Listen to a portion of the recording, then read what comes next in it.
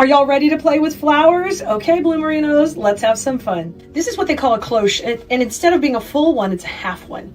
And it's got this neat whitewash and this cute little bird on top, but it's kind of on an elevated stand, so it's the perfect place to create a little arrangement in. In this kit, you get this base, and let me show you the beautiful colors we're using with this.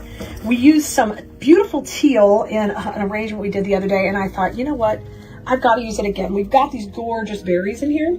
So this is a pretty kind of between turquoise and teal. It's just a really, really pretty color. We're going to have a eucalyptus in here too with a bloom that matches it. So pretty on there. And then some fishtail fern. So we don't have a ton of florals here because I'm going to try to kind of make this in the back. So I leave a little bit in the front to kind of add a little bit of mystery and interest. You know, I love to do that. I'm teaching a design school like that every week about lines and direction and placement and how you tell a story with your work.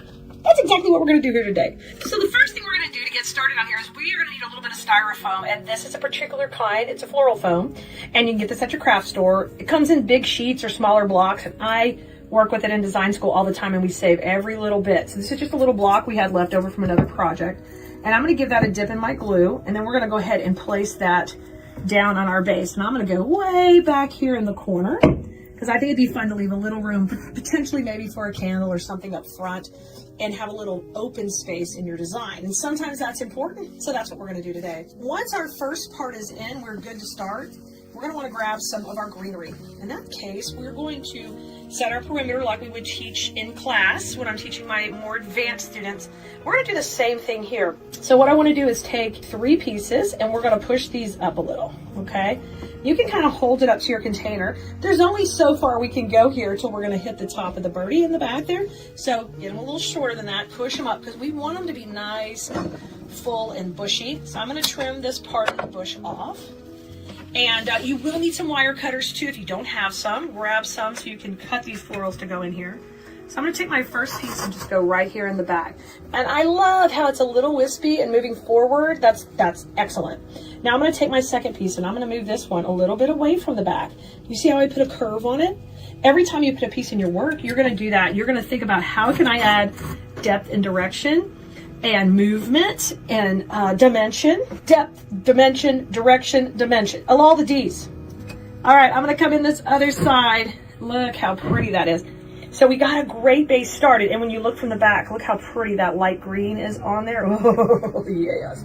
Now, listen, if you want to get 3-dimensional later, we can, and we can come out the back, but right now, we're just starting with this on the base. It's time to get a little color in. Hold the rest of that greenery off for a minute. We'll bring that back to the foreground.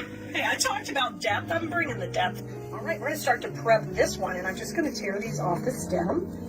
And florals come on long stems a lot of times, so you have the ability to use them different ways.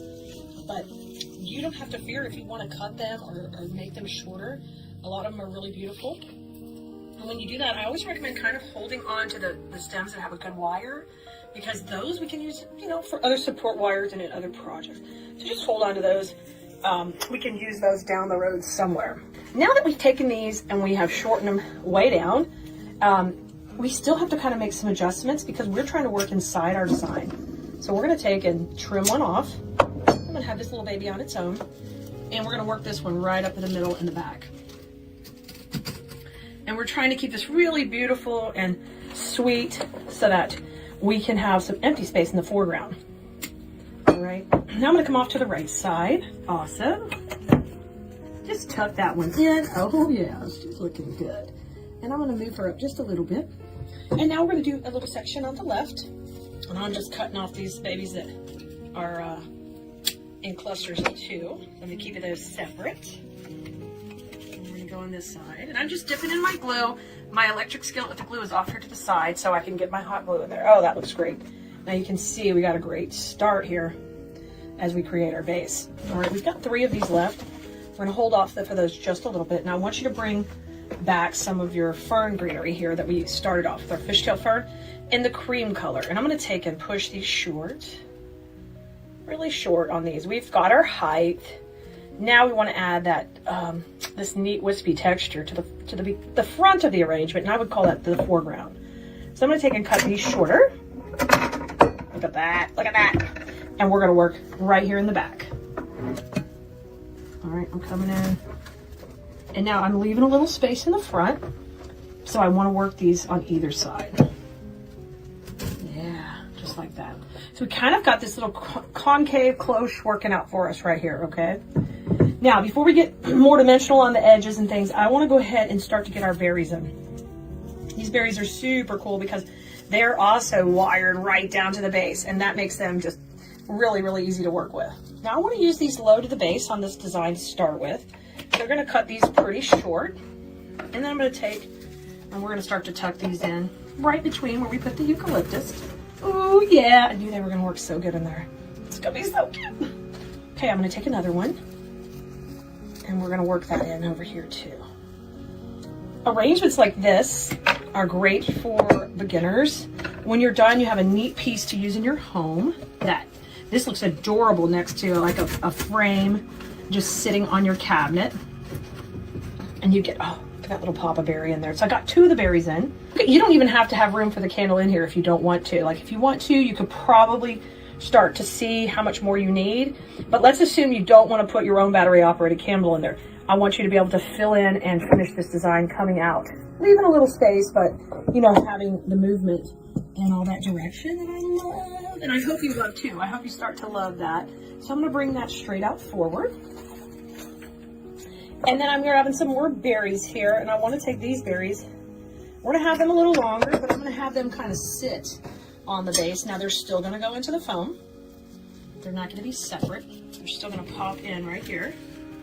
So that way nothing can break off or, oh yeah, looks good. You know, why it starts to look so good is because of the layering we're doing here. And we've got it just coming out so pretty. Now, just like if these were growing and they're trying to reach out, I want you to do the same thing here. You know, they're reaching out for the light.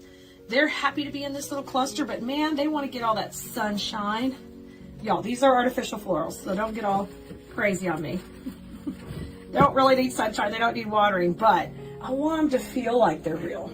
Let's take another one and come on this left side and open these pretty berries up.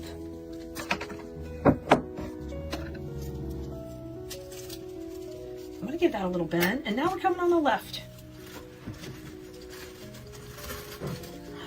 Yes, that's so beautiful.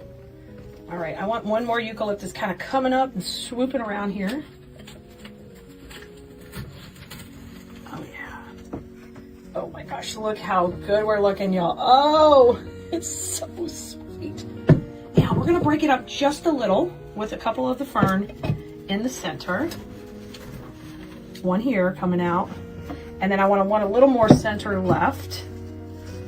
Y'all, and when you grab this kit, don't forget, it will have a QR code that you can just scan with your phone, like you're gonna take a picture, and then it will come up to the link, and you can come back and watch this video, so you won't spend any time trying to find this again. Look how cute this is gonna be. Oh my gosh. Now I'm gonna take my last berry, and I'm gonna use it up a little higher, and I'm gonna kind of guide our eye up here and remind us we've got that cute little bird on the top. And you could add whatever you wanted to this. If you had a battery operated smaller candle too, you could put it just right into that foam. If you had like instead of a pillar, like a taper, oh my gosh. It could just work in right between all of these. I went on the edge of the foam, but I got it. Okay. And this one I might open up a little bit more. And then these I might change them up by keeping a couple open, maybe some tighter. You can play with that.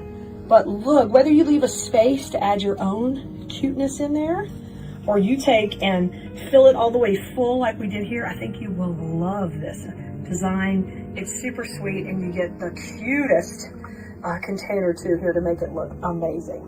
I hope you enjoyed making this with us, and I can't wait to see you having fun with flowers. Bye, Bloomery.